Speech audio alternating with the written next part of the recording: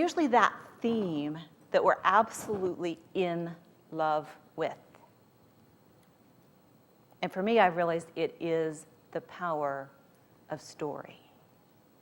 Interpreting them, redefining them, writing them, helping people create their story through experiences that other people share in story.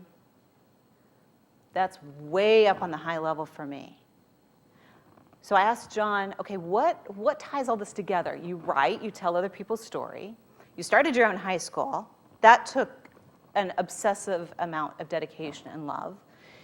You played professional cello, which he will tell you that physically he wasn't really cut out to do. He had the talent, but he didn't have the physical. He's a small person. Cello's a big instrument. So didn't really have the physical capabilities to be as good as he actually was. What ties all that together? And he had to go think about that. We've talked about it since he said, I think I've got it. It's how all those things make somebody else feel.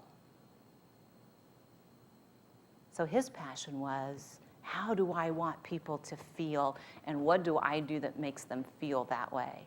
But what are you in love with? This will probably take some digging to get really clear about what you're in love with. Not just what you're passionate about, purpose, that might be several things, but that hub is what you're in love with. But when you know that, and you can write that into your story, that becomes your legacy.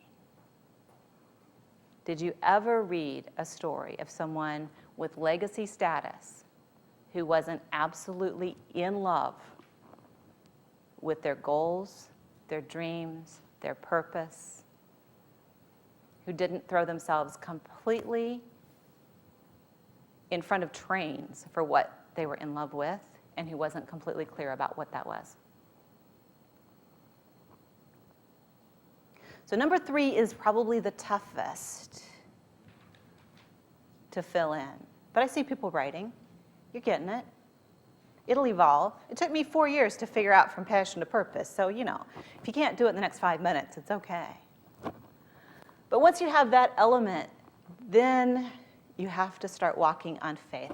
When I had the conversation with Richard Bach, he told me about his principle of coincidence, which we laughed a little bit because I always say there is no such thing as coincidence. We talked about the principle of coincidence, that when you set your sights on something, things start accidentally, coincidentally happening to make them possible.